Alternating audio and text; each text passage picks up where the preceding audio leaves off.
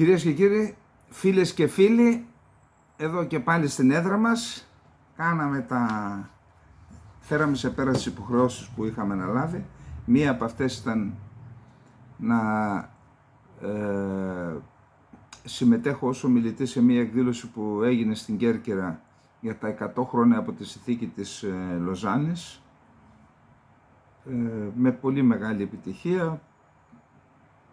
Ήταν εκεί ο κύριος Παπαδάκης από το Ίδρυμα Ελευθέρης Βενιζέλος, ο κύριος Κώστας Φίλης από εδώ από την Αθήνα και ο Μιλών, 500 άτομα, ο Πρίτανης ήταν εκεί του Πανεπιστημίου.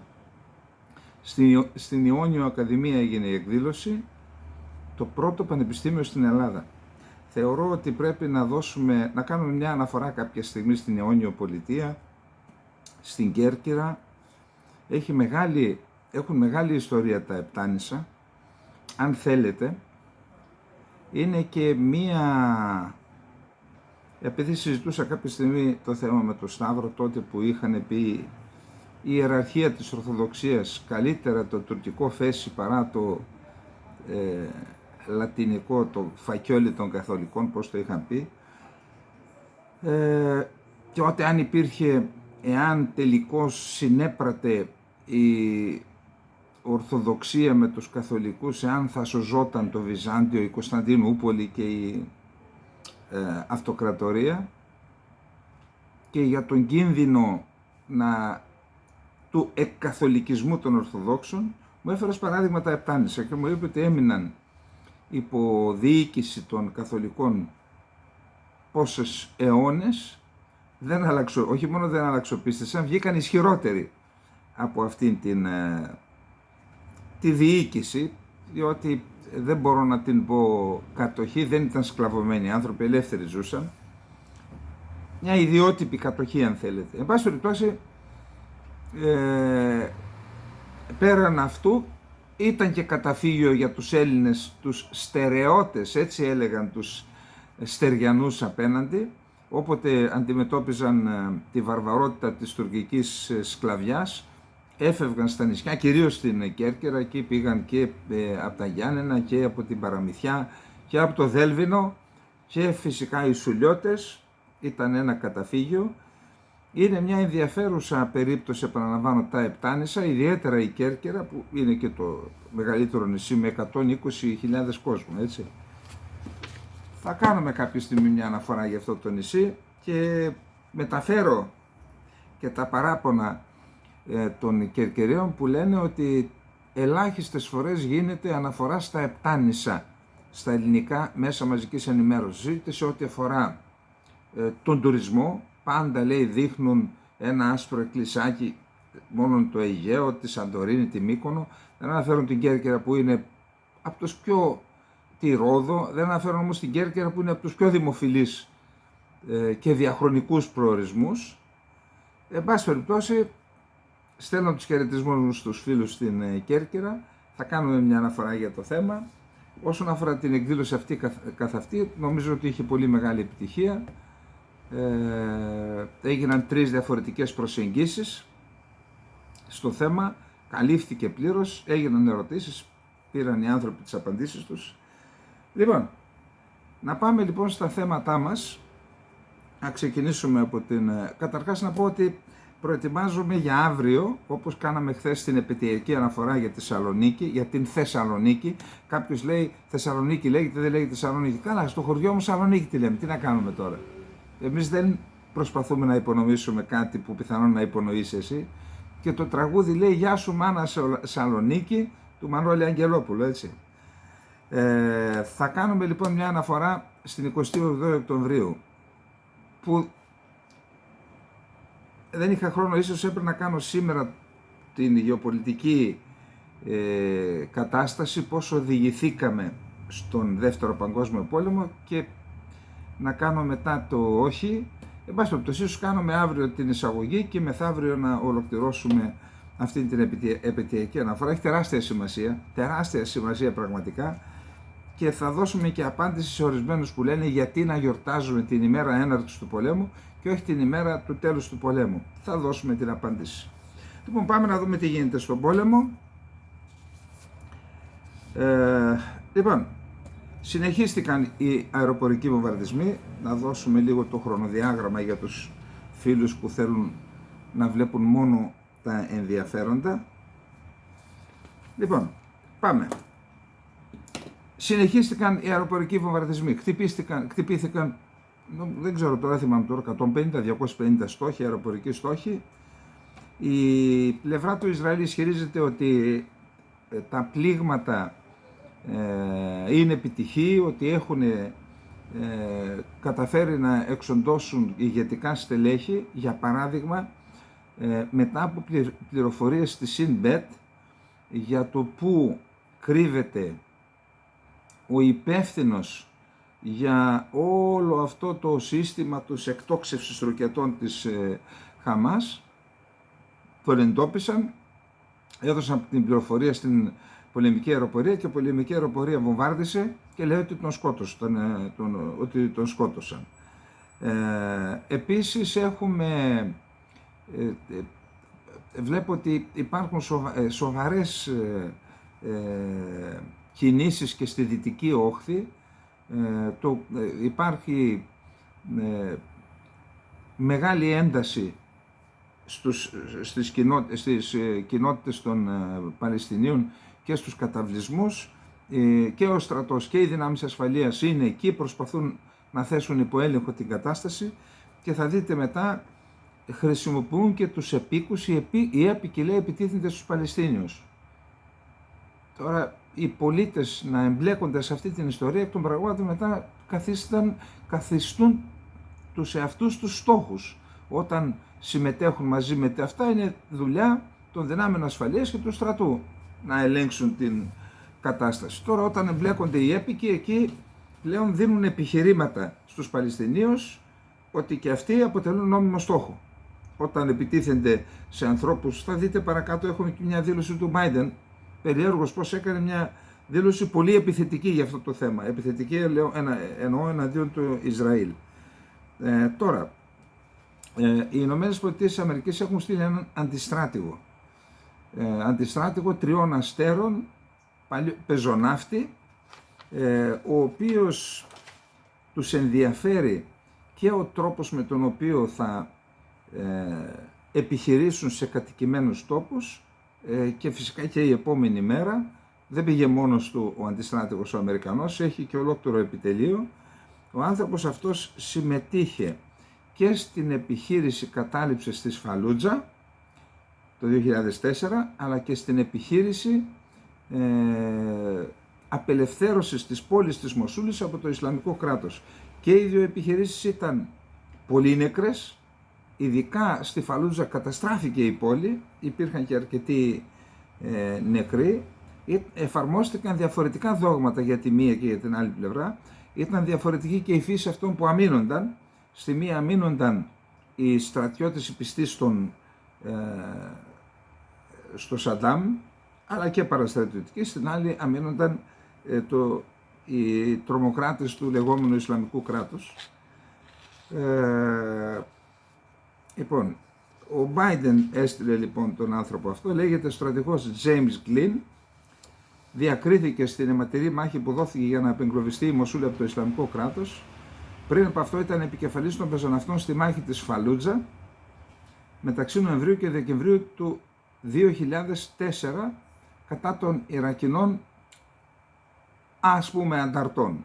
Σας είπα ότι ήταν παλιοί του στρατού του Σαντάμ Χουσεΐν και άλλοι ένοπλοι. Η μάχη της Φαλούτζα έμεινε στην ιστορία ως μία από τις σφοδρότερες μάχες σε κατοικημένο τόπο, σε αστικό ιστό, από τη μάχη του Χουέ στο Βιετνάμ το 1968. Κράτησε 6 εβδομάδες, καταστράφηκαν τα μισά σπίτια της πόλης και οι νεκροί ήταν αρκετές χιλιάδες από την πλευρά των αμυνωμένων ή αυτό που κατοικούσαν στην πόλη. Από την πλευρά των Αμερικανών ήταν 80 Αμερικανοί στρατιωτικοί έχασαν τη ζωή τους. Η ιστορία της Φαλούτζα έδειξε ότι η μάχη εναντίον ενός τρομοκράτη εχθρού σε μια κατεστραμμένη περιοχή με άμαχο πληθυσμό στα ερείπια συνεπάγεται σοβαρές δυσκολίες στην επίτευξη τακτικών στόχων και στην αποφυγή παράπλευρων απολειών. Αυτό ανέφερε στον Μιχάλη Ψήλο, βετεράνος στρατιωτικός. Η Χαμάς δεν ενδιαφέρεται για τις απώλειες αμάχων. Αντίθετα, θα επιχειρήσει να εκμεταλλευτεί αυτή την περίσταση για να πλήξει τον Ισραηλινό στρατό στα μάτια της κοινής γνώμης. Δηλαδή να προκληθούν απώλειες ανάμεσα στους αμάχους, να αυξηθούν οι αντιδράσεις παγκοσμίως. Τώρα, ο Biden έχει συστήσει στον Νετανιάχου να είναι πολύ προσεκτικός, γράφει η εφημερίδα Axios, η ιστοσελίδα. Οι Αμερικανοί φοβούνται ότι το Ισραήλ θα πέσει σε μια αιματηρή παγίδα που έστησε στη Γάζα η τρομοκρατική οργάνωση, μιλήσαμε εμείς για αυτήν, και ότι αυτό θα ωφελήσει το Ιράν, τη Συρία και τη Ρωσία που έχουν ισχυρά γεωπολιτικά συμφέροντα στην περιοχή. Η καταστροφική για τις ΗΠΑ έκβαση του πολέμου στο Ιράκ εξακολουθεί άλλωστε να αντυχεί στις κυβερνητικές αίθουσες της Ουάσιγκτον και ο Biden δεν θέλει να επαναλάβει τα λάθη του παρελθόντος. Εδώ να πούμε ότι στην περιοχή, στην ίδια την περιοχή, γεωπολιτικά συμφέροντα έχει βασικά η Κίνα και η Ρωσία, όμως κατά την άποψή μας το μεγαλύτερο κέρδος της Ρωσίας είναι το γεγονός ότι οι Ηνωμένες Πολιτείες της Αμερικής και η Δύση αναγκάζονται να στρέψουν την προσοχή τους και η παγκόσμια κοινή γνώμη στη Μέση Ανατολή. Οι Ηνωμένες Πολιτείες της Αμερικής ήδη μεταφέρουν οπλικά συστήματα πυρομαχικά, κρίσιμα πυρομαχικά και για την Ουκρανία. Οπότε εκ των πραγμάτων συμβαίνουν δύο πράγματα. Πρώτον, μειώνεται το διεθνές ενδιαφέρον για την Ουκρανία. Δεύτερον, μειώνονται και οι προμήθειες, κυρίως σε οπλικά συστήματα και πυρομαχικά. Αυτό φυσικά, όπως καταλαβαίνετε, αποβαίνει εις βάρος της Ουκρανίας και υπέρ της Ρωσίας σε μια περίοδο που η Ρωσία, θα το δούμε παρακάτω, με βάση τις βρετανικές μυστικές υπηρεσίες, έχει πάρει μέχρι στιγμής 1000 κοντέινερ με πυρομαχικά από την Κορέα. Τώρα, επειδή αυτό το θέμα κάποιοι το συζητούν, λένε σιγά μωρέ, μεγάλες δυνάμεις να μην έχουν πρόβλημα. Κι όμως, ξέρετε, η διαδικασία της παραγωγής οπλικών συστημάτων και πυρομαχικών είναι μια συνάρτηση με τις ανάγκες που έχουν οι χώρες που εξαρτώνται από αυτό, οι πελάτες. Επειδή μέχρι πριν τον πόλεμο στην Ουκρανία οι ανάγκες ήταν συγκεκριμένες, είχε ρυθμιστεί και ο ρυθμός της παραγωγής. Επειδή έχουμε κατακόρυφη αύξηση στην Ουκρανία, δεν μπορούν να ανταπεξέλθουν. Και δεν είναι ένα κουμπί πατάς και βγάζεις οπλικά συστήματα είτε. Θέλει ολόκληρη διαδικασία, υπάρχουν οικονομικές διαδικασίες, παραγωγικές διαδικασίες. Πρέπει να μπορεί μερικές φορές να χρειάζεται να στήσεις και καινούργια εργοστάσια και δεν γίνονται σε μια μέρα και τα κόστη είναι τεράστια. Οπότε προβλήματα παραγωγής έχουν και οι δυτικές χώρες, οι νατοικές χώρες, έχει και η ίδια η Ρωσία και γι' αυτό προμηθεύεται από τη Λευκορωσία, το Ιράν και εσχάτως και από τη Βόρεια Κορέα. Για όσους έχουν αμφιβολία ότι αν αυτά που λένε για τις ανάγκες αν είναι αληθή είναι. Λοιπόν, τώρα η Wall Street Journal, μια εφημερίδα αμερικανική, συνήθως πολύ καλά πληροφορημένη, γράφει ότι το Ισραήλ συμφώνησε να καθυστερήσει προς το παρόν τη χερσαία επιχείρηση στη λωρίδα της Γάζας προκειμένου να δώσει χρόνο στις ΗΠΑ να μεταφέρουν τις συστοιχίες και τις πυροβολαρχίες αντιπυραυλικές και αντιαεροπορικές του συστήματος THAAD, να τις μεταφέρουν στην περιοχή, να τις τάξουν. Εδώ υπάρχει ολόκληρη διαδικασία. Και από εκεί και μετά, αφού και αυτά γίνονται, ξέρετε, είναι κινήσεις στη σκακέρα. Γίνονται με βάση το χειρότερο σενάριο, ότι μπορεί ο πόλεμος, όταν το Ισραήλ κάνει αυτό που σχεδιάζει στη Γάζα, να κλιμακωθεί, να επεκταθεί και να χρειαστεί αυτή η αντιαεροπορική και αντιπυραυλική ομπρέλα και των Ηνωμένων Πολιτειών να ενισχύσει τον σιδηρού θόλο για να αντιμετωπίσει πυραυλικά πλήγματα ή βαλιστικά πλήγματα, είτε από την Ιεμένη που διαθέτει βαλιστικούς πυράβλους 2.000 χιλιόμετρων, το χειρότερο, είτε από το Ιράν. Άρα πρώτα θέλουν να διασφαλίσουν ότι ακόμα και για το χειρότερο σενάριο θα είμαστε ασφαλείς και στη συνέχεια θα πούν στο Ισραήλ οι Αμερικανοί, τώρα είσαι εντάξει, προχώρα. Αυτό λέει η Wall Street Journal. Λέει, γνωστοποιήθηκε ότι οι ΗΠΑ σχεδιάζουν να στείλουν ολόκληρο το απόθεμα Iron Dome συμπεριλαμβανομένων 2 συστοιχειών και περισσότερων από 300 αναχαιτιστές που ανήκουν στον Αμερικανικό στρατό, να τα στείλουν στο Ισραήλ για να μπορέσει να αντιμετωπίσει τις ανάγκες που έχει. Ένας Αμερικανός αξιωματούχος επιβεβαίωσε ότι τα σχέδια τα οποία αναφέρθηκαν πρώτα από τον Bloomberg και αργότερα από την Washington Post βρίσκονται στα σκαριά. Στο σχεδιασμό του Ισραήλ λαμβάνει επίσης υπόψη του την προσπάθεια αποστολής ανθρωπιστικής βοήθειας στους αμάχους, αλλά και τις διπλωματικές προσπάθειες που γίνονται για τους ομήρους, σύμφωνα με τη Wall Street Journal. Βασική ανησυχία είναι η ασφάλεια των Αμερικανικών στρατευμάτων, ανέφεραν πηγές της εφημερίδας. Ο Αμερικανικός στρατός και άλλοι αξιωματούχοι πιστεύουν ότι οι Αμερικανικές δυνάμεις θα μπουν στο στόχαστρο διαφόρων οργανώσεων, γι' αυτό στέλνουν και 12 αντιαεροπορικά συστήματα στην περιοχή. Το νομίζω ότι είναι περιττό. Έχουν μπει στο στόχαστρο, δεκάδες είναι οι επιθέσεις που γίνονται εναντίον αμερικανικών στόχων, είτε σε αμερικανικές βάσεις στην περιοχή, είτε σε περιοχές όπου σταθμεύουν αμερικανικά στρατεύματα, και αναφέρομαι και στο Ιράκ και στη Συρία. Μάλιστα είδα στο North Press αλλά και σε άλλα μέσα που καλύπτουν τις εξελίξεις στη Συρία ότι δέχθηκαν επίθεση και καταγράφηκαν και εκρήξεις στην κεντρική στρατιωτική βάση που έχουν ο Αμερικανικός στρατός στην πόλη Χασάκα, που είναι, θα έλεγα, η καρδιά της Ροζάβα. Τώρα, εκεί συμβαίνει το εξής στη Συρία, στη Ροζάβα. Οι Αμερικανοί δέχονται επιθέσεις από ομάδες οι οποίες είτε υποστηρίζονται από το Ιράν είτε υποστηρίζονται από την Τουρκία, το Ισλαμικό κράτος. Και επίσης οι σύμμαχοι των Αμερικανών, οι Κούρδοι των Δημοκρατικών Δυνάμεων της Συρίας και του YPG, δέχονται την ίδια στιγμή επιθέσεις από την Τουρκία. Και όχι μόνο αυτό, και ό,τι ακριβώς κάνει το Ισραήλ σε μικρότερη κλίμακα, αλλά ποιοτικά είναι το ίδιο, ό,τι κάνει το Ισραήλ στη Γάζα, ακριβώς τα ίδια κάνει η Τουρκία σε υποδομές, νοσοκομεία, κέντρα παραγωγής ηλεκτρικής και μεταφοράς ηλεκτρικής ενέργειας, κέντρα υδροδότησης και άλλες σχολεία, γυμνάσια, κάνει η Τουρκία, τα ίδια ακριβώς. Δεν μιλάει κανένας. Γιατί δεν μιλάτε, αφού σας κατηγορούν ότι κάνετε εσείς αυτά, εννοώ στους Ισραηλινούς και τους Αμερικανούς. Σας κατηγορούν ευθέως ότι κάνετε εσείς αυτά στη Γάζα. Γιατί δεν κατηγορείτε την Τουρκία ότι κάνετε και εσείς τα ίδια?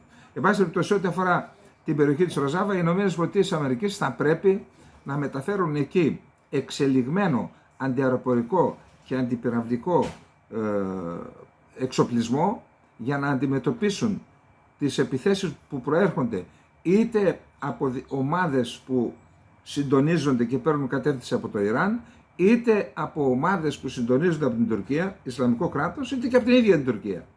Ό,τι πετάει στην περιοχή που ελέγχουν οι δημοκρατικές δυνάμεις της Συρίας μαζί με τους Αμερικανούς πρέπει να καταρρίπτεται. Κάντε το, τι περιμένετε? Περιμένετε να σας σκοτώσουν?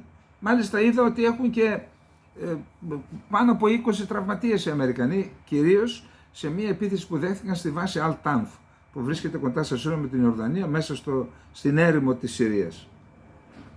Λοιπόν, οι Ισραηλινές ενέργειες, ο Μπένι Γκάντς συμμετέχει στην κυβέρνηση τώρα, ήταν ο προηγούμενος Υπουργός Άμυνας, είχε έρθει και εδώ στην Ελλάδα, παλιός στρατιωτικός, έχει πει το εξής, ότι η επιχειρησία εισβολή στη Γάζα, επιχείρηση της χερσαίας εισβολής στη Γάζα, η χερσαία επιχείρηση στη Γάζα, ότι είναι μόνο ένα στάδιο του συνολικού σχεδίου για να εξοντωθεί να εξαλειφθεί η απειλή από τη Χαμάς και να ενισχυθεί η ασφάλεια των περιοχών που δέχτηκαν την επίθεση από τη Χαμάς.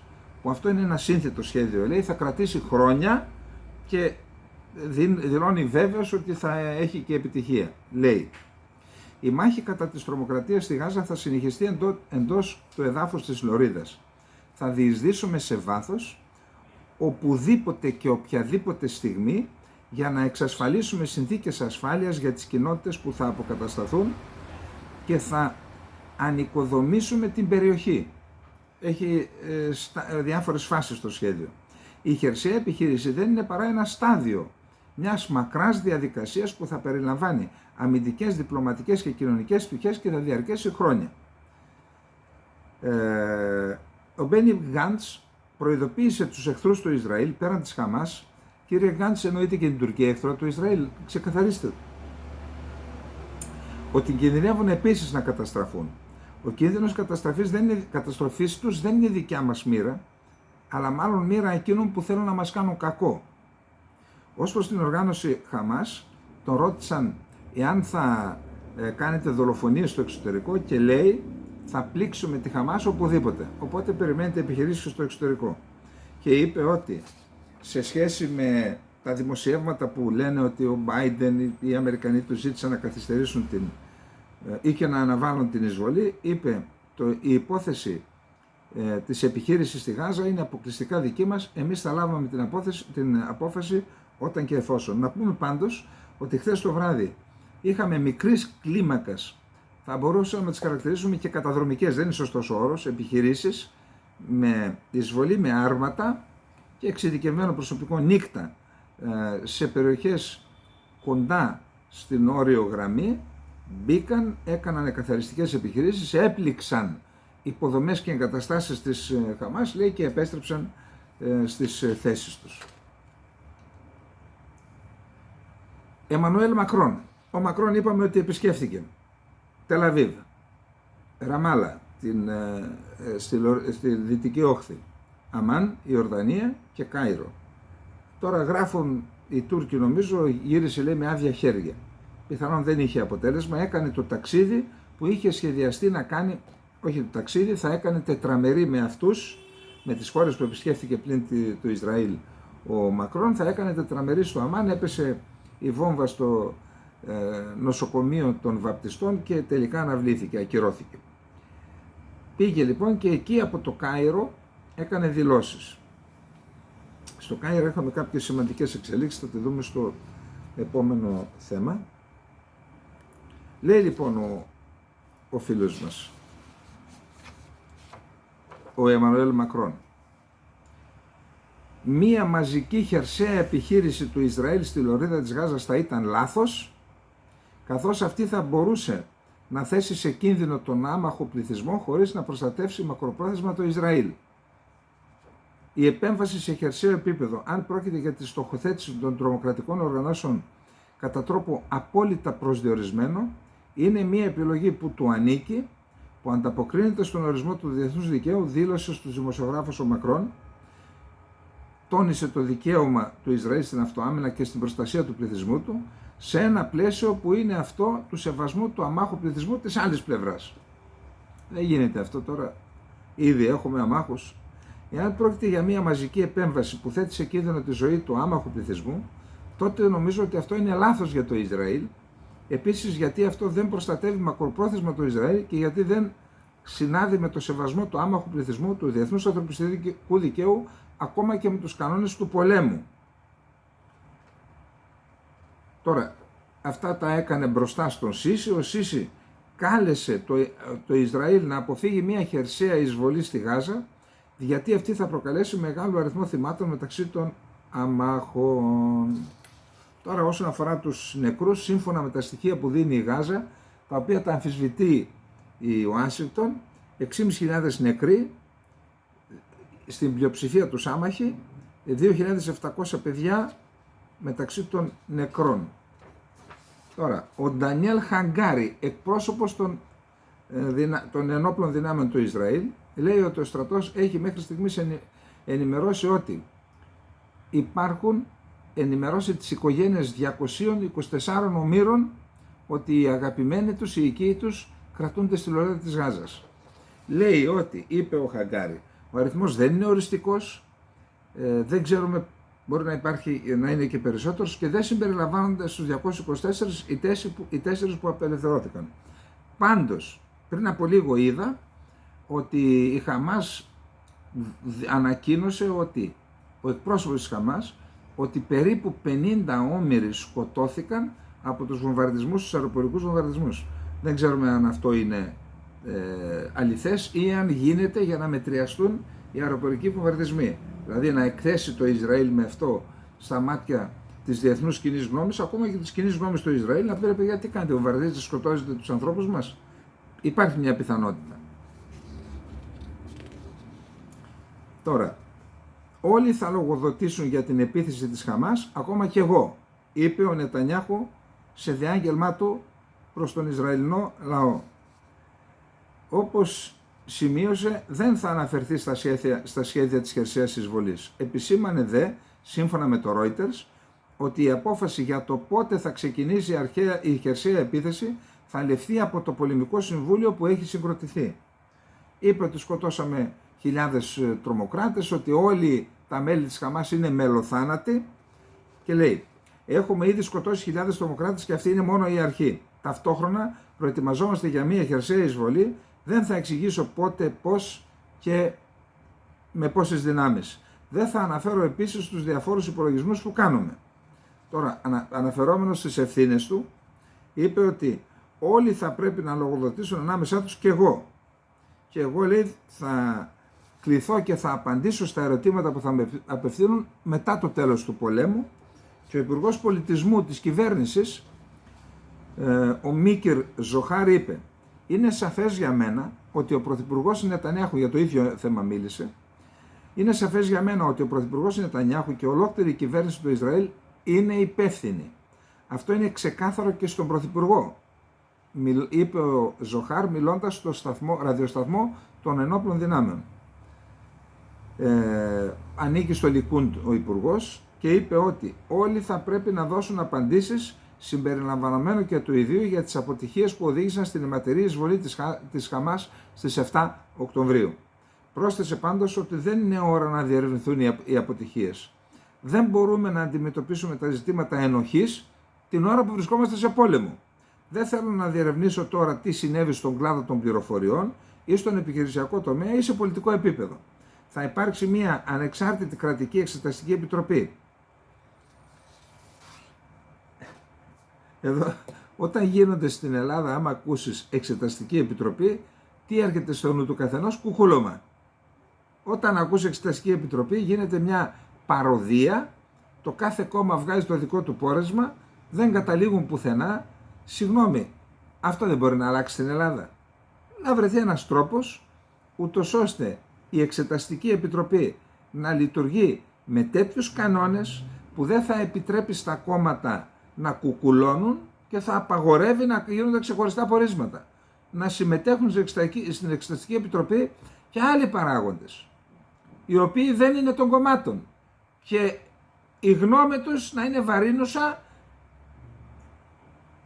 και να έχουν και την πλειοψηφία στις Εξεταστικές Επιτροπές, ούτως ώστε να ξέρουμε τι γίνεται σε αυτή τη χώρα. Όχι ο κουκουλώσας του κουκουλώσαντος, έτσι. Μετά ψάχνεις να βρεις, και σας μιλώ, επειδή συμμετείχα σε Εξεταστική Επιτροπή ως μάρτυρας στην υπόθεση Οτσαράν και είδα τι τραγελαφικά πράγματα γίνονται. Τραγελαφικά πράγματα. Αντί να προσπαθήσουν να βγάλουν την αλήθεια, πώς θα τη σκοτώσουν την αλήθεια? Αυτό προσπαθούν. Δεν γίνεται έτσι. Αχ, αυτή η ταλέπορη αλήθεια. Λοιπόν, επικίνδυνη κλιμάκωση έχουμε τις τελευταίες ώρες. Μπήκαμε στο δεύτερο θέμα, για να δούμε. Λοιπόν, επικίνδυνη κλιμάκωση έχουμε τις τελευταίες ώρες στον πόλεμο Ισραήλ-Χαμάς, με την χερσαία επιχείρηση να είναι σε μια σαφή κατάσταση, το πότε θα γίνει, αλλά να έχουμε αυξανόμενη ένταση σε αυτά που συμβαίνουν στη γραμμή Ισραήλ-Χεσβολάχ. Η πιο σοβαρή εξέλιξη είναι ότι το Τελ Αβίβ κατηγορεί πλέον ανοιχτά την Τεχεράνη ότι βοήθησε τη Χαμάς να σχεδιάσει την τρομοκρατική επίθεση της 7ης Οκτωβρίου, κατά την οποία οι ένοπλοι της Χαμάς σκότωσαν 1.400 αμάχους και έκαναν τις φρικαλαιότητες που ξέρουμε όλοι, έτσι. Παράλληλα επισημαίνεται ότι οι επιθέσεις της Χεσβολάχ και άλλων εξτρεμιστικών οργανώσεων από Συρία, Ιράκ, Ιεμένη και αλλού γίνονται με εντολή του Ιράν. Αυτά τα λέει το Ισραήλ. Δηλαδή βάζει το Ιράν στο κάδρο. Ενώ οι ΗΠΑ, παρότι ξέρουν τι γίνεται, εγώ δεν ξέρω τι ακριβώς, αλλά ξέρουν αυτή τι γίνεται, λένε όχι, το Ιράν δεν εμπλέκεται, γιατί δεν θέλουν τον πόλεμο. Παράλληλα επισημαίνει ότι οι επιθέσεις της Χεσβολάχ, το Ισραήλ έπληξε στρατιωτικές υποδομές της Συρίας, ενώ συνεχίζει να αποκρούει ρουκέτες της Χεσβολάχ που έρχονται από το βόρειο Λίβανο, μέσα από το νότιο Λίβανο. Μέσα σε αυτό το σκηνικό διάχυσης του πολέμου, οι ΗΠΑ προς το παρόν δηλώνουν ότι δεν έχουν αποδείξεις εμπλοκής του Ιράν στην επίθεση της Χαμάς, αλλά και η Σαουδική Αραβία ως de facto ηγετική δύναμη στον κόλπο και ρυθμιστής της αγοράς ενέργειας προσπαθούν να αποτρέψουν μια μεγάλη διαστάσεων διένεξη στην περιοχή. Τώρα, ο Σαλέχ Αρούρι είναι αναπληρωτής επικεφαλής του πολιτικού γραφείου της Χαμάς και έχει έδρα το Λίβανο. Είναι δηλαδή ο βοηθός του Χανίγια, ας πούμε, ο νούμερο 2. Και λέει, μα οι μάχες δεν έχουν ξεκινήσει ακόμα. Σύμφωνα με τους Times του Ισραήλ, σε τηλεφωνική συνέντευξη που έδωσε στο Al-Manar. Το Al-Manar είναι το τηλεοπτικό κανάλι της Χεσβολάχ. Σας προτείνω να το ψάξετε, να το βρείτε, έχει καλή ενημέρωση. Όταν λέω καλή ενημέρωση, μας δίνει και την εικόνα της άλλης πλευράς, έχει πληροφορίες. Ο Αρούρι λοιπόν είπε ότι οι ηγέτες της Χαμάς βρίσκονται σε συνεχή επικοινωνία με τη Χεσβολάχ και αποκαλύπτει ότι έκανε και την αποκάλυψη. Ότι τις 7 του μηνός ήμασταν μαζί με τη Χεσβολάχ, είχαμε συνάντηση, πιθανόν μαζί παρακολουθούσαν την επίθεση. Αυτό είναι μια αποκάλυψη, έτσι. Ήταν αυτός, δηλαδή ο αρχηγός της Χαμάς, μαζί με τον επικεφαλής της Χεσβολάχ, τον Νασράλα. Ο Αρούρι, το είπαμε και χθες νομίζω, έχει χθες μια συνάντηση με τον Νασράλα και τον επικεφαλής της Ισλαμικής Τζιχάντ, Ζιάντ Αλ-Νακχάλεχ. Η δική μας μάχη είναι και μάχη της Χεσβολάχ. Δηλαδή ό,τι κάνουμε εμείς, έχουμε τη στήριξη της Χεσβολάχ, θα συμμετέχει η Χεσβολάχ, λέει, στον πόλεμο. Εάν ο εχθρός εισέλθει από ξηρά στη Γάζα, θα είναι μία άνευ προηγουμένου ήττα για το Ισραήλ. Και είπε ότι οι ένοπλοι της Χαμάς βρίσκονται σε καλή κατάσταση παρά τα Ισραηλινά πλήγματα στη λωρίδα της Γάζας. Ο Αρούρι αναφέρεται ακόμα στο θέμα των ομήρων που κρατάει η Χαμάς και λέει ότι οι ξένοι είναι οι φιλοξενούμενοι μας, αλλά οι Ισραηλινοί κρατούμενοι θα ανταλλαγούν με κρατουμένους που έχει στη φυλακή η Χαμάς. Επίσης έκανε έκκληση στους κατοίκους της Δυτικής Όχθης να κλιμακώσουν την αντίσταση με κάθε μέσο. Είχαμε αεροπορική επίθεση του Ισραήλ στο Λίβανο, εκτοξεύθηκε πύραυλος εδάφους αέρος, που σημαίνει ότι έχουν κατευθυνόμενα βλήματα, πιθανόν που εκτοξεύονται από τον νόμο η Χεσβολά, για να καταρρύψουν ένα μη επανδρωμένο αεροσκάφος του Ισραήλ που πετούσε στην περιοχή. Λέει ότι το εξουδετέρωσαν αυτό. Το δίκτυο αντιαεροπορικής άμυνας του Ισραηλινού στρατού αναχέτησε πύραυλο εδάφους αέρος, ο οποίος λύθηκε από το Λίβανο εναντίον μη επανδρωμένου αεροσκάφους του Ισραηλινού στρατού. Ανακοίνωσε το Γενικό Επιτελείο του Ισραήλ. Σε ανταπόδοση, αεροσκάφη του Ισραηλινού στρατού έπληξαν σημείο από όπου έγινε η εκτόξευση. Βάρεσαν δηλαδή και... Επίσης, έχουμε πλήγματα και στη Συρία για τον Γκολάν, τα είπαμε και χθες αυτά, ότι είχαμε επιθέσεις με ρουκέτες και με όλμους νομίζω στα υψώματα του Γκολάν και ακολούθησαν απάντηση του Ισραήλ, όπως χθες είπαμε και ότι χτυπήθηκε με αεροπορικά πλήγματα και το αεροδρόμιο για τέταρτη φορά από τις 7 Οκτωβρίου, το αεροδρόμιο του Χαλεπίου. Τώρα, η χώρα καίγεται και ο Φιντάν πήγε και συνάντησε τον ηγέτη της Χαμάς, τον Ισμαήλ Χανίγια. Πώς το ακούτε? Σύμφωνα με την τουρκική ιστοσελίδα Ντογρού Χαμπέρ, η οποία απηχεί απόψεις της Χαμάς, δηλαδή είναι μέσω ενημέρωσης της Χαμάς, για να ενημερώνει και να συσπηρώνει την τουρκική κοινή γνώμη, στα τουρκικά. Λέει ότι πήγε ο Χακάν Φιντάν και συνάντησε τον Χανίγια. Σύμφωνα με το δημοσίευμα, η Χαμάς εξέδωσε γραπτή ανακοίνωση στην οποία αναφέρεται ότι ο Χανίγια συνεχάρει τον Τούρκο πρόεδρο Ερντογάν για τη δηλώση που έκανε για τη Χαμάς, ότι δεν είναι τρομοκρατική οργάνωση και ότι είναι μουτζαχίντ, δηλαδή ιεροί πολεμιστές απελευθερωτικού μέτωπο. Μιλώντας στην κοινοβουλευτική ομάδα του ΑΚΠ, ο Ερντογάν αυτά είπε. Εξέφρασε επίσης την εκτίμησή του για τις προσπάθειες της Τουρκίας να βοηθήσει τον Παλαιστινιακό λαό και το δίκαιο σκοπό του σε περιφερειακό και διεθνές επίπεδο. Ο Χανίγια τόνισε ότι αυτό που κάνει η κατοχή είναι ένα μέτρο για την εξάλληψη των επιπτώσεων της στρατιωτικής ήττας και της ήττας που υπέστη το Ισραήλ στις 7 Οκτωβρίου. Αυτό το πολιτικό συμπέρασμα είναι και σωστό. Κατά τη διάρκεια της συνάντησης μεταξύ των δύο ανδρών συζητήθηκαν οι εξελίξεις στη λωρίδα της Γάζας και οι τρόποι για να σταματήσουν οι κατοχικές επιθέσεις και να παρασχεθεί ανθρωπιστική βοήθεια στον Παλαιστινιακό λαό. Ο Φιντάν από την πλευρά του φέρεται να δήλωσε ότι η χώρα του υποστηρίζει την Παλαιστινιακή υπόθεση και ότι οι επιθέσεις του κατοχικού καθεστώτος στη Γάζα είναι απαράδεκτες. Να τα ακούτε αυτά στο Ισραήλ και οι φίλοι της Τουρκίας που προσπαθούσατε να παγιδεύσετε την Κύπρο και την Ελλάδα με ένα αγωγό στην Τουρκία. Και οι φίλοι εννοώ στην Ουάσιγκτον. Σημειώνοντας ότι θα πρέπει να παρασχεθεί επίγουσα βοήθεια στους Παλαιστινίους και ότι αυτό που συμβαίνει θα πρέπει να σταματήσει το συντομότερο δυνατό, αν τόνισε ότι πρέπει να βρεθεί πολιτική λύση την οποία στηρίζει τώρα. Το κοινοβούλιο της Λιβύης που βρίσκεται στην Ανατολική Λιβύη, όπως ξέρετε υπάρχουν δύο κυβερνήσεις, η μία της Τρίπολης και η άλλη της Βενγκάζης. Το κοινοβούλιο έχει έδρα του τον Μπρούκα, αν δεν κάνω λάθος. Εξέδωσαν απόφαση με την οποία ζητούν να απελαθούν, να εγκαταλείψουν τη χώρα οι πρέσβεις δυτικών χωρών που στηρίζουν ανεφόρον το Ισραήλ και μάλιστα κατονόμασε τις χώρες ΗΠΑ, Βρετανία, Γαλλία και Ιταλία. Με την Ιταλία έχετε κάνει κολεγιές 7 δισεκατομμυρίων. Τώρα το σκεφτήκατε.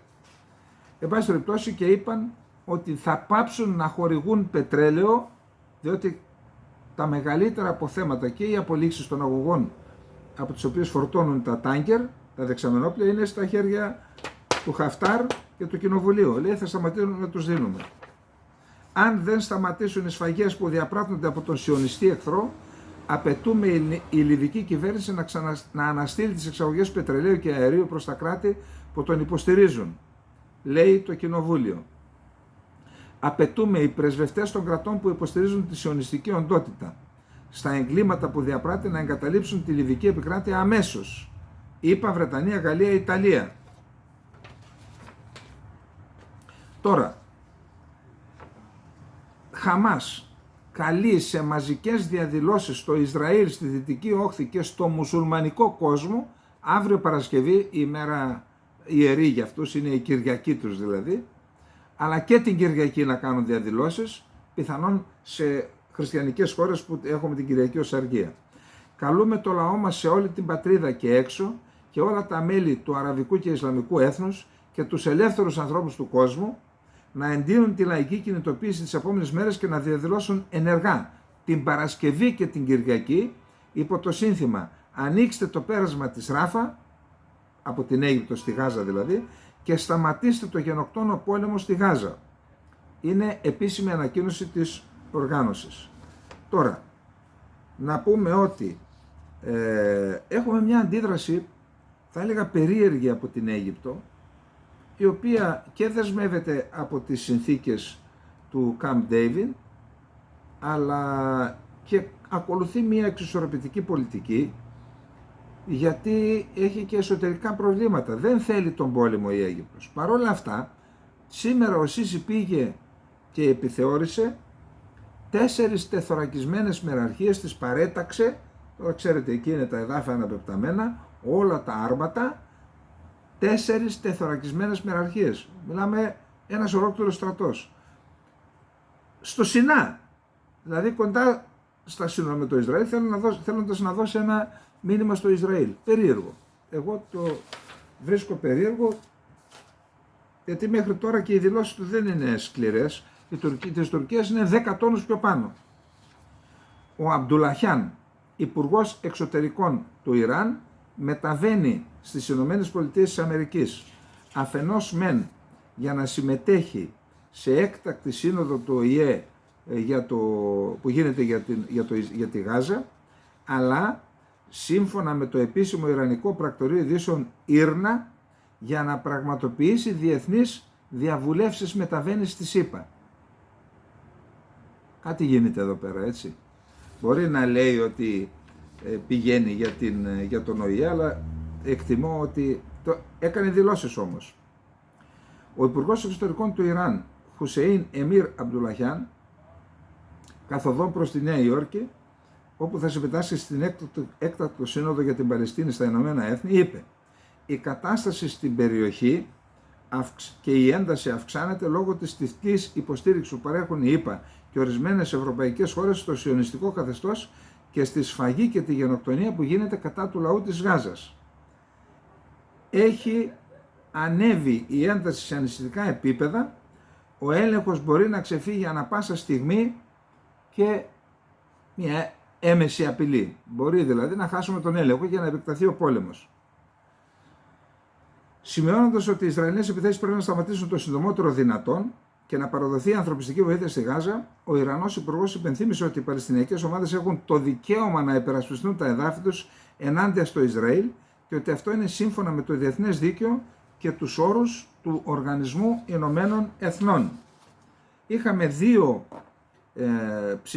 προτάσεις ψηφίσματος στο Συμβούλιο Ασφαλείας για τη Γάζα και τα δύο απορρίφθηκαν. Το ένα ήταν των Ηνωμένων Πολιτειών, το άλλο ήταν της Ρωσίας. Έχει σημασία να δούμε ποιοι απέρριψαν το ένα και ποιοι το άλλο. Των Ηνωμένων Πολιτειών καταψηφίστηκε από τα Ηνωμένα Αραβικά Εμιράτα και φυσικά από την Ρωσία και την Κίνα. Η Ρωσία και η Κίνα άσκησαν βέτο, καταψηφίσε το Εμιράτα και υποστηρίχθηκε από 10 χώρες μέλη. Οι Ηνωμένες Πολιτείες, Γαλλία, Βρετανία, Ελβετία, Αλβανία, Μάλτα, Ισημερινός, Γκαμπόν, Γκάνα, η Ιαπωνία. Η Βραζιλία, κρατήστε την αυτήν, και η Μοζαμβίκη απήχαν. Ο Λούλα έκανε δήλωση και είπε ότι αυτό που συμβαίνει στη Γάζα είναι γενοκτονία. Μιλάμε για μια μεγάλη χώρα, έτσι. Άρα αυξάνονται οι φωνές κατά της επιχείρησης και των αεροπορικών επιδρομών και του αποκλεισμού που γίνονται στη Γάζα. Η Βραζιλία είναι η σημαντικότερη χώρα της Λατινικής Αμερικής και του λεγόμενου Παγκόσμιου Νότου, από τις σημαντικές χώρες του Παγκόσμιου Νότου. Τώρα, όσον αφορά το ψήφισμα της Ρωσίας, υποστηρίχθηκε από τη Ρωσία, την Κίνα και τα Εμιράτα πάλι, σκληρή τέτοια κρατούν τα Εμιράτα βλέπω, και από την Γκαμπόν. ΗΠΑ και Βρετανία το καταψήφισαν και απήχαν Γαλλία, Ελβετία, Αλβανία, Μάλτα, Βραζιλία, Ισημερινός, Γκάνα, Μοζαμβίκη και η Ιαπωνία.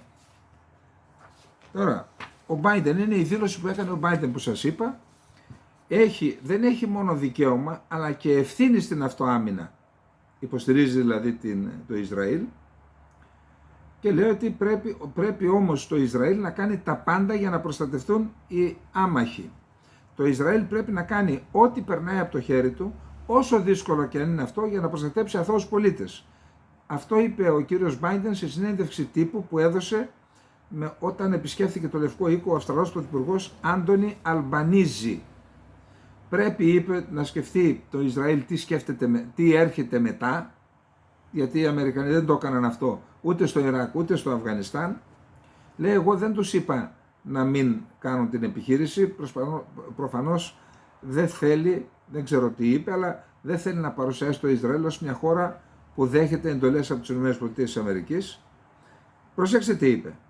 Ο Μπάιντεν έκανε επίσης μια σπάνια επίπληξη στους Ισραηλινούς επίκους στη Δυτική Όχθη, εκφράζοντας την ανησυχία του για τους εξτρεμιστές επίκους που επιτίθενται σε Παλαιστίνιους στη Δυτική Όχθη, κατηγορώντας τους ότι ρίχνουν λάδι στη φωτιά και καλώντας τους να σταματήσουν αμέσως οι επιθέσεις αυτές. Επιλέξει. Συνεχίζω να ανησυχώ για τους εξτρεμιστές επίκους που επιτίθενται εναντίον Παλαιστινίων στη Δυτική Όχθη, ρίχνοντας λάδι στη φωτιά. Επιτίθενται σε Παλαιστινίους σε μέρη που οι Παλαιστίνοι δικαιούνται να είναι. Γιατί έχω δει κάτι βίντεο, πάνε και τους βγάζουν από τα σπίτια τους. Και λέει, εδώ θα γίνει η δικιά μας γειτονιά. Αυτές οι ενέργειες δημιουργούν νέες Χαμάς, έτσι καταλαβαίνουμε. Αυτά και πάλι μια πολύ σημαντική δήλωση. Το Ομάν το γνωρίζω, επειδή είναι και ένας φίλος εγκατεστημένος εκεί και βρίσκεται κοντά στο βασιλικό οίκο. Μου είπε ότι είναι μια πολιτισμένη χώρα. Δεν έχει καμία σχέση, λέει, με τις χώρες τις άλλες που ξέρεις. Πολύ πιο ήπιοι και απέναντι στους ξένους, στους χριστιανούς. Και γι' αυτό έκαναν και συμφωνία. Είναι από τις χώρες που υπέγραψε το Ομάν συμφωνία με το Ισραήλ, τις συμφωνίες του Αβραάμ. Έκανε μια πολύ σκληρή δήλωση ο Υπουργός Εξωτερικών. Προσέξτε. Ο Υπουργός Εξωτερικών του Ομάν, Σαΐντ Μπάντρ Μπιν Χαμάντ Αλ Μπουσάιντι, μιλώντας σε δημοσιογράφους του Foreign Press Association, χθες Τετάρτη είπε ότι η Χαμάς είναι αντιστασιακό κίνημα και όχι τρομοκρατική οργάνωση, ό,τι είπε ο Ερντογάν δηλαδή. Πιθανόν ο Ερντογάν με αυτό που είπε να υποχρεώνει τους Άραβες να πούνε, παιδιά, κάτσε, ένας αυτός δεν είναι Άραβας, κάνει αυτές τις δηλώσεις, υπερασπίζεται τους Παλαιστίνιους και εμείς, και να παρασέρνει και τις άλλες χώρες, πιθανόν, έτσι, να κάνουν τέτοιες δηλώσεις. Γιατί δεν την έκανε προχτές, για παράδειγμα. Η Χαμάς είναι ένα κίνημα αντίστασης ενάντια στην κατοχή. Δεν επέτρεψε στους δημοσιογράφους να κάνουν φωτογραφίες, κάμερες και να καταγράψουν ηχητικά αυτά που είπε. Δεν είναι ώρα τώρα στιγμή για φωτογραφίες, όταν τα παιδιά σκοτώνονται και οι οικογένειες ξεκληρίζονται, είπε ο... Λοιπόν, πάμε τώρα στις Ηνωμένες Πολιτείες της Αμερικής. Εκεί επιτέλους λευκός καπνός. Μετά από πόσες μέρες, 22 μέρες, έχουμε πρόεδρο στη Βουλή των Αντιπροσώπων. Είχε παραλύσει το σύστημα, δεν μπορούσαν να περάσουν νόμοι. Στις Ηνωμένες Πολιτείες της Αμερικής δεν υπάρχουν αυτοματοποιημένα συστήματα της εκτελεστικής εξουσίας όπως εδώ. Υπάρχει σε μεγάλο βαθμό διάκριση των εξουσιών, γι' αυτό βλέπουμε η δικαστική εξουσία να καλεί πρώην Προέδρους των Ηνωμένων Πολιτείων της Αμερικής και κάθονται και σούζα. Αλήθεια, γιατί να μην γίνεται και στην Ελλάδα αυτό? Τι είναι αυτά τα κόλπα με τους νόμους περί ευθύνης υπουργών, να γίνεται, λέει, να δικάζονται μόνο από βουλευτές. Καλά, βγάζει ο κόρακας κοράκου μάτι. Γιατί να μην γίνεται αυτή η διαδικασία από τους δικαστικούς? Δεν κατάλαβα. Τι είναι αυτό το πράγμα? Δηλαδή, ανακαλύψαμε πριν 2.500 χρόνια εδώ την διάκριση των εξουσιών και την τζαλαπατάμε εδώ πέρα. Γιατί δεν διδασκόμαστε από αυτά που γίνονται στις ΗΠΑ ή όπου αλλού, τέλος πάντων, υπάρχει διάκριση των εξουσιών? Τέλος πάντων, έχουμε πρόεδρο στην Βουλή των Αντιπροσώπων και μάλιστα πρόεδρο ο οποίος είναι και κολλητός του Τραμπ, με ό,τι σημαίνει αυτό. Πρόκειται για τον 51χρονο Ρεπουμπλικάνο Μάικλ Τζόνσον από τη Λουιζιάννα, ο οποίος έλαβε 220 ψήφους έναντι 209 του δημοκρατικού υποψηφίου Χακίμ Τζέφρις. Ένθερμος και συντηρητικός και πιστός στον Ντόναλντ Τραμπ, είναι από εκείνους τους ανθρώπους που τα πάει καλά με όλους και το σέβονται πολύ, είπε στο CNN ο Ρεπουμπλικανός Κεν Μπακ. Οι δημοκρατικοί ωστόσο στέκονται στο γεγονός ότι ο Μάικ Τζόνσον, ο νέος πρόεδρος, είχε καταψηφίσει την έγκριση των εκλογικών αποτελεσμάτων του 2020. Δηλαδή έκανε ό,τι έκανε ο Τραμπ. Λοιπόν, 200 υπόψη ότι για πρώτη φορά στην ιστορία, της η Βουλή των Αντιπροσώπων ψήφισε υπέρ καθαίρεσης Προέδρου του Κέβιν Μακάρθι. Τέλος πάντων, έχουμε νέο Πρόεδρο, ας ελπίσουμε να πάνε όλα καλά. Όσον αφορά δε το νέο Πρόεδρο, έχουμε δηλώσεις από την Ουκρανία. Ο Ντανίλοφ, ο σύμβουλος Εθνικής Ασφάλειας, επικεφαλής του Συμβουλίου Εθνικής Ασφάλειας της Ουκρανίας, είπε ότι δεν θα υπάρξει πρόβλημα, θεωρώ ότι δεν θα υπάρξει πρόβλημα, απλώς ο νέος πρόεδρος είπε ότι δεν είμαι αντίθετος στη χορήγηση οικονομικής και στρατιωτικής βοήθειας, αλλά θέλω έλεγχο, να μην είναι ανεξέλεγκτη και να σταματήσουν τα φαινόμενα διαφθοράς. Ο Ντανίλοφ είπε, εμείς θα δώσουμε τις απαραίτητες εγγυήσεις για το πού πηγαίνει και το πώς χρησιμοποιείται η βοήθεια, και ερωτηθείς ο Πεσκόφ για το αν ο νέος πρόεδρος, η εκλογή του συγκεκριμένου πρόεδρου θα δημιουργήσει πρόβλημα, ο Πεσκόφ είπε, δεν νομίζω, θα συνεχιστεί κανονικά η βοήθεια. Πάμε να δούμε τώρα τι έγινε στην Ουκρανία.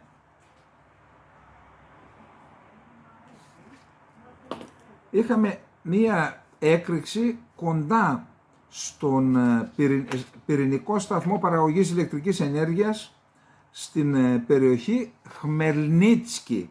Το Χμελνίτσκι βρίσκεται στη Δυτική Ουκρανία, σχετικά κοντά στα σύνορα με την Πολωνία. Εκεί λοιπόν είχαμε μια ισχυρή έκρηξη, έσπρασαν τα τζάμια του πυρηνικού σταθμού παραγωγής ηλεκτρικής ενέργειας, διακόπηκε το ρεύμα σε κάποιους σταθμούς μέτρησης της ραδιενέργειας.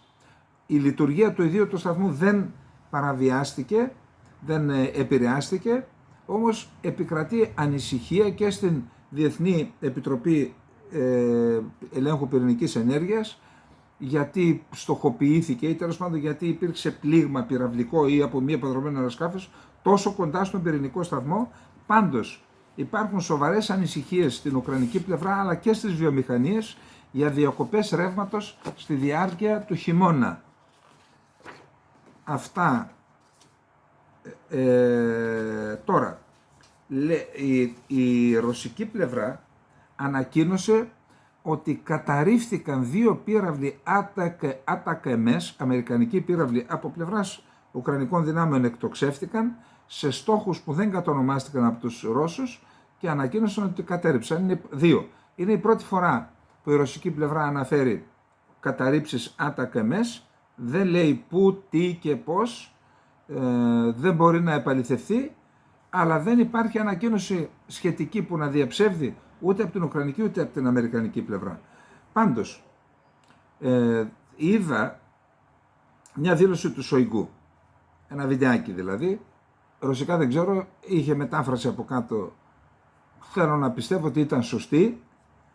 Είπε ότι έχουμε μία εξέλιξη σημαντική τις τελευταίες μέρες, μέσα σε διάστημα λιγότερο από μια εβδομάδα νομίζω είπε, έχουμε κατάρριψη 14 ουκρανικών αεροσκαφών και μάλιστα από νέο τύπου βλήματος που δόθηκε στις ρωσικές αεροπορικές αεροδιαστημικές δυνάμεις και μάλιστα τα αεροσκάφη καταστρέφονται, πλήττονται από αυτό το βλήμα, το νέο βλήμα και καταστρέφονται χωρίς να εντοπίσουν τα ραντάρ και τα συστήματα αυτοπροστασίας ότι έρχεται βλήμα για να πάρουν αντίμετρα.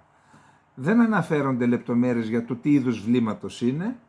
Κάπου αναφέρθηκε ότι πιθανόν να πρόκειται για ένα βλήμα το οποίο φέρουν τα Σουχόι 57 μακρού πλήγματος. Εν πάση περιπτώσει, αν είναι αλήθεια αυτό και αν υπάρχουν 14 αεροσκάφη που καταστράφηκαν, αυτό είναι μία εξέλιξη που πρέπει να αναλυθεί και μάλιστα αναφέρεται πάντα σε ρωσικές πηγές, σύμφωνα με ρωσικές πηγές, ότι υπάρχει προβληματισμός στη Δύση για το κατά πόσον αυτά τα νέα βλήματα μπορούν να πλήξουν τα F-35, που είναι και το βασικό αεροσκάφος πέμπτης γενιάς, το οποίο προμηθεύονται οι πολεμικές αεροπορίες του ΝΑΤΟ. Δεν το ξέρουμε το θέμα. Κάποιοι που είναι του χώρου και ξέρουν τα τεχνικά αμφισβητούν. Εμείς το αναφέρουμε με επιφύλαξη. Αν κάποιος έχει πληροφορίες, δώστε. Γράψτε ένα σχόλιο να το κάνουμε αύριο. Είναι πολύ σημαντικό το θέμα. Θα το ανακοινώσω αύριο από εδώ.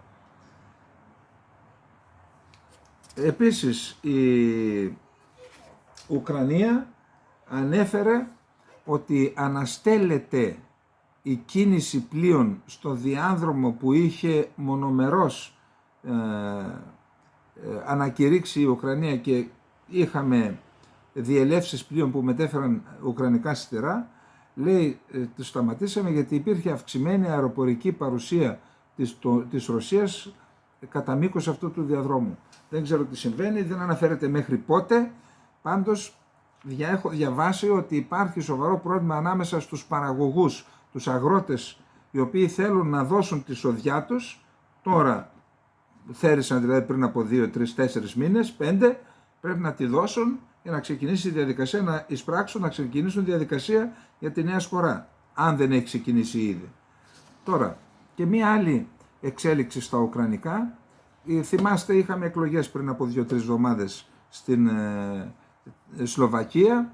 Εξελέγει αυτός, πρώτο κόμμα βγήκε ένα σοσιαλδημοκρατικό αριστερό κόμμα του Φίτσο, Ρόμπερτ Φίτσο, έκανε κυβέρνηση με άλλα 2 κόμματα, ένα σοσιαλδημοκρατικό και ένα εθνικιστικό φιλορωσικό, και είπε από σήμερα σταματάει η αποστολή στρατιωτικής βοήθειας στην Ουκρανία, θα στέλνουμε μόνο ανθρωπιστική και μη στρατιωτική βοήθεια στην Ουκρανία, δεν ξαναστέλνουμε στρατιωτική.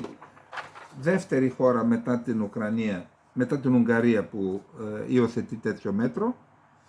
Πάμε γρήγορα τώρα στην Ρωσία. Λοιπόν, νομίζω είναι σημαντικές μία είδηση στην ουσία είναι. Η Ρωσία δήλωσε σήμερα ότι σχεδιάζει να οικοδομήσει στενές σχέσεις με τη Βόρεια Κορέα σε όλους τους τομείς, μια μέρα αφότου Νότια Κορέα, η Ιαπωνία και η ΗΠΑ καταδίκασαν τις προμήθειες όπλων που, όπως δήλωσαν, χορηγεί η Πιονγκιάνγκ στη Μόσχα. Ερωτηθείς για την κατηγορία που εκτόξευσαν οι τρεις χώρες, ο Πεσκόφ είπε: υπάρχουν πολλές τέτοιες αναφορές, είναι όλες αβάσιμες κατά κανόνα, δεν υπάρχουν συγκεκριμένα στοιχεία.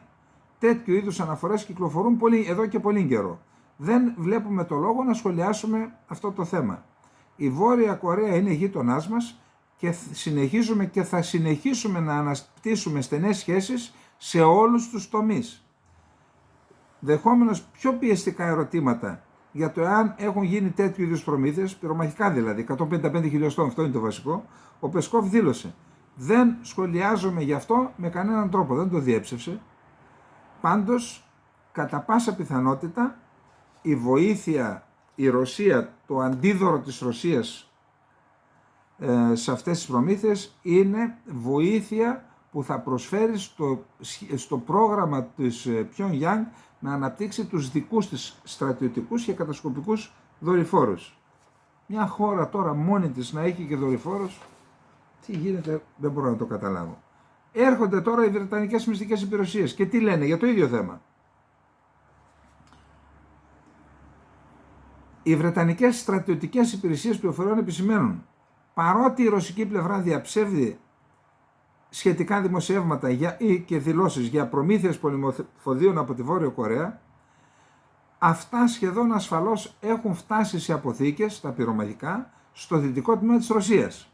Οι αποθήκες αυτές χρησιμοποιούνται για τον εφοδιασμό με πολυμορφώδια των ρωσικών στρατευμάτων που πολεμούν στην Ουκρανία.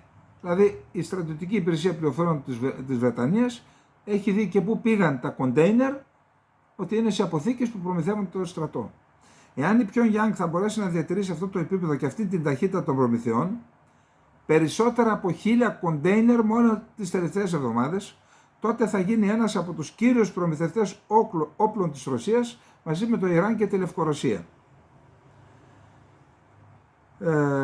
Τώρα δεν μπορούν οι Βρετανοί δεν ξέρουν, λέει, ποια είναι τα ανταλλάγματα. Τώρα, μια πολύ σημαντική εξέλιξη, είδα ένα βίντεο, υπάρχει ένας πύραυλος YARS, είναι βαλιστικός πύραυλος, διπηρετικός πύραυλος, ψάξτε και δείτε, είδα ένα βίντεο που εκτοξεύτηκε ο YARS, πήγε πάνω στη στρατόσφαιρα, δεν ξέρω μετά που προσγειώθηκε, προπαγανδιστικό ήταν το βίντεο, για να δείξουν οι Ρώσοι ότι έκαναν μία μείζωνα άσκηση χρήσης στρατηγικών πυρηνικών βλημάτων. Και θα δείτε τι συμμετείχαν σε αυτή την άσκηση, τι οπλικά συστήματα συμμετείχαν. Δηλαδή ξηράς, αεροπορίας και θάλασσας. Λέει, δοκιμαστικές εκτοξεύσεις βαλιστικών πυράβλων και πυράβλων κρούζ πραγματοποιήθηκαν κατά τη διάρκεια εκπαιδευτικής άσκησης. Αναφέρεται σε ανακοίνωση του Κρεμλίνου, όχι των ενόπλων δυνάμεων. Η κρατική τηλεόραση έδειξε τον Σοϊγκού να συνομιλεί με τον Πούτιν για αυτή την άσκηση. Και αυτή κάτι λέει, ότι είναι υπό τον Πούτιν. Η ανακοίνωση του Κρεμλίνου αναφέρει ότι ένας διυπηρωτικός βαλιστικός πύραυλος YARS εκτοξεύτηκε από πεδίο δοκιμών στη Ρωσική Άπο Ανατολή, ότι ένα πυρηνοκίνητο υποβρύχιο εκτόξευσε έναν βαλιστικό πύραυλο από θάλασσα της Βαλτικής, από Ανατολή, Βαλτική, και ότι τα στρατηγικά βομβαρδιστικά του Πόλεφ 95 MS εκτόξευσαν πυράβλους κρούζ. Ξηρά, θάλασσα, αέρας. Όλα στρατηγικά όπλα. Αυτό γίνεται σε μια περίοδο κατά την οποία η Ρωσία βρίσκεται σε αντιπαράθεση με τη Δύση για την Ουκρανία και σε μια περίοδο που η Ρωσία ανακαλεί την επικύρωση μιας συνθήκης ορόσημου για τις πυρηνικές δοκιμές και προειδοποιεί ότι το 2026 πιθανόν να σταματήσει και η διμερής με τις ΗΠΑ υπογραφή σε συνθήκη New Start για τον έλεγχο των πυρηνικών κεφαλών. Τώρα, ο Πασινιάν έκανε δηλώσεις στη Wall Street Journal, ο πρωθυπουργός της Αρμενίας, και είπε δεν βλέπω κανέναν λόγο να υπάρχουν ρωσικές στρατιωτικές βάσεις στην Αρμενία. Και κλήθηκε να το σχολιάζουν αυτό οι Ρώσοι, και το Κρεμλίνο δήλωσε σήμερα ότι ελπίζει ότι οι αρμενικές αρχές θα αποσαφηνίσουν τα σχόλια που έκανε ο Αρμένιος πρωθυπουργός Πασινιάν σε συνέντευξη που έδωσε στη Wall Street Journal, όπου είπε ότι δεν βλέπω κάποιο πλεονέκτημα για την Αρμενία ώστε να συνεχίζει να φιλοξενεί ρωσικές στρατιωτικές εγκαταστάσεις. Πάντως ο Πασινιάν είπε ότι το Ερεβάν δεν συζητάει να καλέσει τη Ρωσία να αποσύρει τις στρατιώτες από την Αρμενία. Και αυτός βαράει μια στο καρδί και μια στο πέταλο. Τι να κάνει ο άνθρωπος, και αυτός είναι. Ο Πούτιν έκανε δηλώσεις για τη Γάζα. Ναι. Έκανε μια συνάντηση με θρησκευτικούς ηγέτες διαφόρων δογμάτων. Χριστιανούς, μουσουλμάνους, Εβραίους και άλλα δόγματα. Είπε ότι είχε επαφές με διαφόρους αρχηγούς κρατών και κυβερνήσεων και τόνισε ότι πρέπει να σταματήσει η αιματοχυσία στη Μέση Ανατολή, γιατί υπάρχει κίνδυνος μεγαλύτερης ανάφληξης. Καθήκον μας σήμερα είναι να σταματήσουμε την αιματοχυσία και τη βία. Διαφορετικά, περαιτέρω κλιμάκωση της κρίσης ενέχει σοβαρές και εξαιρετικά επικίνδυνες και καταστροφικές συνέπειες. Όχι μόνο για την περιοχή της Μέσης Ανατολής. Θα μπορούσε να εξαπλωθεί πολύ μακρύτερα από τα όρια της Μέσης Ανατολής. Λέει, στόχος είναι αυτών που συμβαίνουν και πρέπει να σταματήσουν, να προκληθεί κύμα χάους και αμοιβαίου μίσους, όχι μόνο στη Μέση Ανατολή, αλλά και πέρα από αυτήν. Για τον σκοπό αυτό, μεταξύ άλλων, προσπαθούν να χειραγωγήσουν εθνικά και θρησκευτικά αισθήματα εκατομμυρίων ανθρώπων. Γι' αυτό κάλεσε τους θρησκευτικούς ηγέτες. Πάντως, εξέφρασε τα συλληπιτήριά του στις οικογένειες Ισραηλινών και πολιτών άλλων χωρών που σκοτώθηκαν ή τραυματίστηκαν κατά την αιματηρή επίθεση της Χαμάς στις 7 Οκτωβρίου. Είπε ότι είμαστε υπέρ της λύσης των δύο κρατών. Είναι εξίσου σαφές για εμάς ότι δεν πρέπει αθώοι να καθίζονται υπεύθυνοι για τα εγκλήματα που διέπραξαν άλλοι και είναι λάθος να στερούνται στέγη, νερό και οι κάτοικοι της Γάζας. Ο Πεσκόφ είπε ότι πρέπει να σταματήσουν. Λοιπόν, πάμε πολύ γρήγορα. Θα αναφέρουμε επιγραμματικά τις άλλες ειδήσεις. Στη Γερμανία υπάρχει έντονος προβληματισμός για το θέμα των μεταναστών και ιδιαίτερα αυτών για τις απελάσεις. Και ο ίδιος ο Σόλτς και η Υπουργός Εσωτερικών έκαναν δηλώσεις, ανακοινώσεις ότι πρέπει να εξυγχρονιστεί το θεσμικό πλαίσιο για να είναι πιο εύκολες οι απελάσεις. Τόνισαν πάντως ότι ορισμένες χώρες δεν δέχονται τους πολίτες τους που είναι υπό απέλαση. Αυτό είναι ένα πρόβλημα, δεν ξέρουν πώς θα το διαχειριστούν. Πάντως θα γίνουν κάποιες ρυθμίσεις που θα επιταχύνουν και θα διευκολύνουν τις απελάσεις. Έχουμε κάποιες αντιδράσεις από τους αριστερούς και από τους δικαιωματιστές. Επίσης το Πακιστάν κάλεσε, προσέξτε τώρα, το Πακιστάν που δεν δέχεται από μας απελάσεις, τι λέει? Όλοι οι παράνομοι μετανάστες που κατοικούν στο Πακιστάν να εγκαταλείψουν τη χώρα και μάλιστα μέχρι την 1η Νοεμβρίου, δηλαδή μέχρι μεθαύριο. Εντάξει, το πρόβλημα που έχουν είναι κυρίως οι Αφγανοί, αλλά εν πάση περιπτώσει μια χώρα που δεν δέχεται απελάσεις από την Ελλάδα, πόσο νομιμοποιείται να λέει σε άλλους πρόσφυγες ή μετανάστες φύγετε από τη δικιά μου χώρα? Δεν είναι λίγο υποκριτικόν? Τι λέτε εσείς? Λοιπόν, πάμε γρήγορα. Πάμε τώρα στην μείζωνα υποκρισία. Στη μείζωνα υποκρισία. Ο Ερντογάν είπε ότι η Χαμάς δεν είναι τρομοκρατική οργάνωση, είναι απελευθερωτική. Η Χαμάς. Ας προσχωρήσουμε στο σκεπτικό του Ερντογάν. Το Εργατικό Κόμμα του Κουρδιστάν, που ας πούμε ότι η νόμιμη πτέρυγα του οποίου δηλαδή το ΧΑΝΤΕΠΕ, παρότι δεν υπάρχουν ορατοί δεσμοί, αλλά εν πάση περιπτώσει παίρνει 6 εκατομμύρια ψήφους στις εκλογές, όσοι είναι η συνολική ψηφοφόρη της Ελλάδας δηλαδή. 6 εκατομμύρια ψήφους. Σε 70, 80, 90 μέχρι 105 δήμους που κέρδισε, παίρνει, οι υποψήφοι του κόμματος αυτούς παίρνουν 90%, 95, 80% στηρίζονται. Και λέει ο Ερντογάν, αυτοί είναι τρομοκράτες, οι Κούρδοι, και δεν είναι τρομοκράτες η Χαμάς. Δεν γίνεται ρε φίλε. Όχι, δεν γίνεται. Και εδώ οι φίλοι μας στο Ισραήλ και στην Ουάσιγκτον, για να αναθεωρήσουν την πολιτική τους. Είναι το ΠΚΚ τρομοκρατική οργάνωση? Άμα είναι, τότε στην ουσία παίζουν το παιχνίδι της Τουρκίας αυτοί. Άλλωστε το παίζουν τόσο καιρό. Δεν ξεχνάμε το ρόλο που έπαιξαν οι Ηνωμένες Πολιτείες της Αμερικής και το Ισραήλ, παρακαλώ, στην παράδοση του Οτζαλάν στην Τουρκία. Τώρα, μην ξαναπώ τώρα την ποντιακή τέτοια, απλά δεν πρέπει όλοι και οι χώρες αυτές να έχουν διορατικότητα και μερικές φορές σκάβουν το λάκκο αλουνού και πέφτουν οι ίδιοι μέσα. Έσκαψαν το λάκκο στους Κούρδους και τώρα έπεσαν οι ίδιοι μέσα.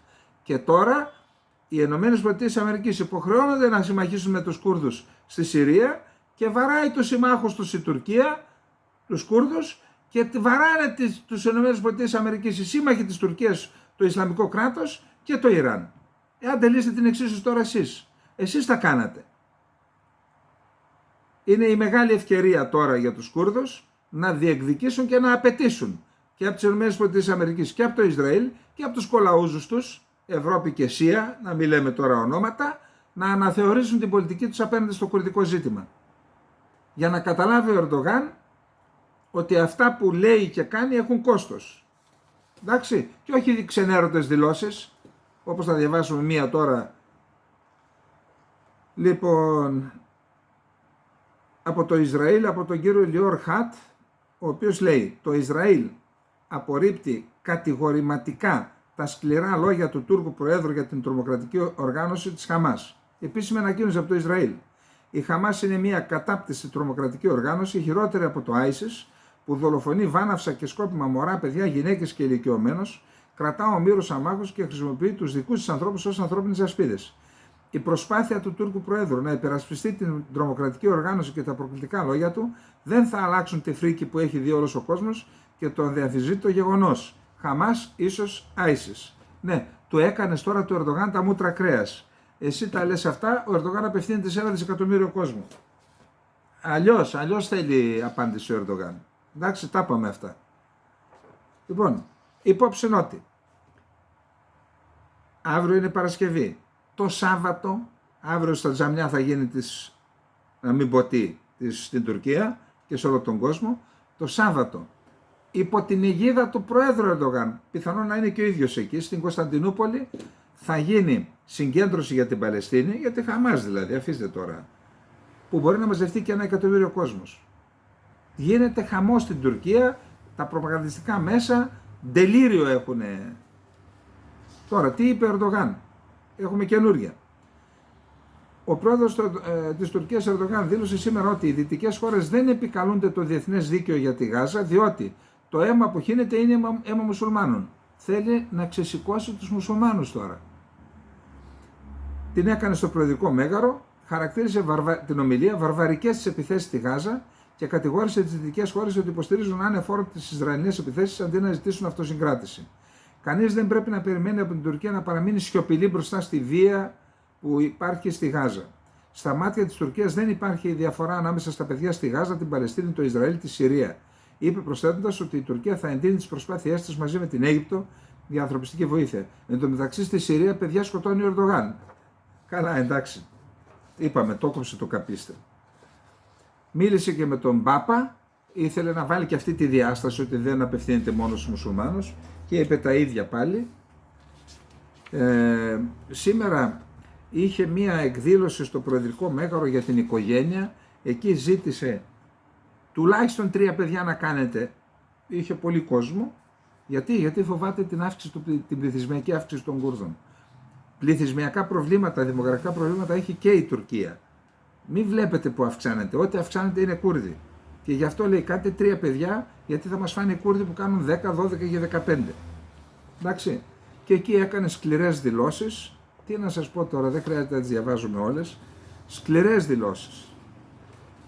Τώρα, το ΜΕΧΑΠ, το Κόμμα Εθνικιστικής Δράσης, μια παραστρατιωτική οργάνωση, μια παράνομη οργάνωση είναι στην ουσία, που της έβαλαν ένα κάλυμα πολιτικό, έχει έναν απίστευτο μηχανισμό σε όλη την Τουρκία, εξέδωσε εγκύκλιο το αρχηγείο, έτσι το ονομάζω, σας είπαν, σαν στρατιωτική οργάνωση, και ζητάει από όλο τον κόσμο να συμμετέχει στο συλλαλητήριο, να δείξουμε ότι είμαστε κατά των σιανιστών και της Δύσης, της που αδικία, όλα αυτά τα κόλπα που βάζουν μέσα στη σούπα για να δέσει, ότι είμαστε πίσω από τον Ερντογάν. Θα περιμένουμε πραγματικά με μεγάλο ενδιαφέρον να δουν τι θα πει. Μετέφρασα 2 σελίδες της εγκυκλίου, δεν έχουμε χρόνο να τα πούμε. Δηλητήριο. Τίποτα άλλο δεν σας λέω. Λοιπόν, αυτά. Έχω και ένα άλλο ωραίο θέμα, θα τα αφήσουμε για αύριο γιατί πήγε 1 ώρα και 10 λεπτά, δεν προλαβαίνουμε. Λοιπόν, αυτά έχουμε να πούμε. Να κλείσουμε με το εξής. Επειδή, ακούστε, τι θέση πρέπει να πάρει η Ελλάδα. Καταρχάς η θέση που πρέπει να πάρει η Ελλάδα είναι η θέση που τηρεί και η άποψή μου, έτσι. Η θέση που τηρεί και το κανάλι. Με το δίκαιο, την αλήθεια και τα εθνικά συμφέροντα. Εδώ όμως είναι δύσκολο να βρούμε το συγκερασμό, μια πολιτική που θα αποτελεί συγκερασμό όλων αυτών. Εμείς, τα εθνικά μας συμφέροντα εξυπηρετούνται μέσα από διάφορες συμφωνίες με το Ισραήλ. Είτε έχουμε πάρει οπλικά συστήματα, ή θα πάρουμε οπλικά συστήματα κρίσιμα για την εθνική μας άμυνα, είτε τα ενεργειακά, είτε, πολύ σημαντικός παράγοντας, η υποστήριξη και η συνεργασία που κάνουμε τα τελευταία χρόνια με τις εβραϊκές οργανώσεις σε όλο τον κόσμο, ιδιαίτερα στις ΗΠΑ. Άρα πρέπει να είμαστε πολύ προσεκτικοί, να στηρίξουμε το Ισραήλ, χωρίς να υπονομεύσουμε όμως ταυτοχρόνως την εξωτερική μας πολιτική και τα εθνικά μας συμφέροντα. Τι εννοώ? Βασικός κανόνας, ραχοκοκαλιά της ελληνικής εξωτερικής πολιτικής είναι το διεθνές δίκαιο. Όταν παραβιάζεται από το Ισραήλ, δεν μπορεί να το στηρίζει η Ελλάδα, διότι υπονομεύει τα επιχειρήματά της. Εκεί λοιπόν πρέπει να βρει, δεν είναι δικιά μας δουλειά, αυτοί κυβερνούν, να βρουν έναν τρόπο να στηρίζουμε το Ισραήλ, να υποστηρίζουμε τα εθνικά μας συμφέροντα χωρίς να πλήττουμε ταυτόχρονα τα επιχειρήματά μας στην εξωτερική μας πολιτική. Επίσης, θα πρέπει να δούμε το εξής, ότι εκεί υπάρχουν, όπως είπε ο Ολμέρτ, πρωθυπουργός του Ισραήλ, εκεί υπάρχουν ζητήματα κατοχής και επίκων. Δεν μπορεί η Ελλάδα να τα στηρίζει αυτά, διότι αν τα στηρίζουμε αυτές τις ενέργειες, είδατε πριν από λίγο, ο ίδιος ο Μπάιντεν είπε για τους επίκους, παράνομοι έπικοι, τότε είναι σαν να στηρίζουμε την Τουρκία που κάνει κατοχή στην Κύπρο και στέλνει και επίκους. Επίσης, δεν μπορεί η Ελλάδα να γίνεται συνένοχη σε εγκλήματα πολέμου. Όποιος και να τα κάνει. Τα έκαναν οι Χαμασίτες, τους κοπανίσαμε στο κεφάλι. Τρομοκρατικές ενέργειες, βάρβαρες, προσβάλλουν το ανθρώπινο είδος, το καθαρίσαμε αυτό, έτσι. Άρα είμαστε εντάξει απέναντι και στις αρχές μας και στο Ισραήλ. Όταν όμως το Ισραήλ παραβιάζει το διεθνές δίκαιο και κάνει εγκλήματα πολέμου, εμείς δεν μπορούμε να είμαστε συνένοχοι. Όλα αυτά λοιπόν, εμείς δεν είμαστε η κυβέρνηση για να κάνουμε μια σύνθεση και να κάνουμε πολιτική. Αυτό πρέπει να το κάνει η ελληνική κυβέρνηση. Και να το κάνει σωστά, γιατί έχουμε ευθύνη απέναντι στη χώρα μας. Ήδη όταν βλέπεις να γίνεται ένα πεδίο κινούμενης άμμου στην περιοχή, πρέπει οι κινήσεις της Ελλάδας να είναι τέτοιες που να μην την παρασύρουν σε αυτό το πεδίο της κινούμενης άμμου. Νομίζω ότι είμαστε ξεκάθαροι, έντιμοι και απέναντι στους συμμάχους μας και απέναντι στο διεθνές δίκαιο και απέναντι στους Παλαιστίνιους που τρώνε άδικα τις μπόμπες. Δεν είναι όλοι οι άνθρωποι, δεν υποστηρίζουν τη Χαμάς. Τι να κάνουν, πού να πάνε, να πετάξουν και να φύγουν? Έτσι δεν είναι? Λοιπόν, να είμαστε έντιμοι απέναντι σε όλους, διότι αυτό είναι η Ελλάδα, αν θέλετε, η Ελλάδα που θέλουμε, που επιθυμούμε, που οραματιζόμαστε και ονειρευόμαστε. Καληνύχτα, να είστε όλες και όλοι καλά. Πάλι χρόνια πολλά Δήμητρες και Δημητρούλες, στους Δημήτριδες και στους Δημητρούλες, χρόνια πολλά στη Θεσσαλονίκη, και να ετοιμάζονται οι γυναίκες υπηρώτισσες, φαντάσματα της φύσης, εχθρέ, γιατί δεν ρώτησες ποιον πας να κατακτήσεις. Δεν έχουν γραφτεί τέτοιες σελίδες, χρυσές σελίδες ιστορίες, όπως αυτές που γράφτηκαν στα βουνά της Υπήρου, αύριο μαζί για αυτό το θέμα. Καληνύχτα, να είστε όλες και όλοι καλά.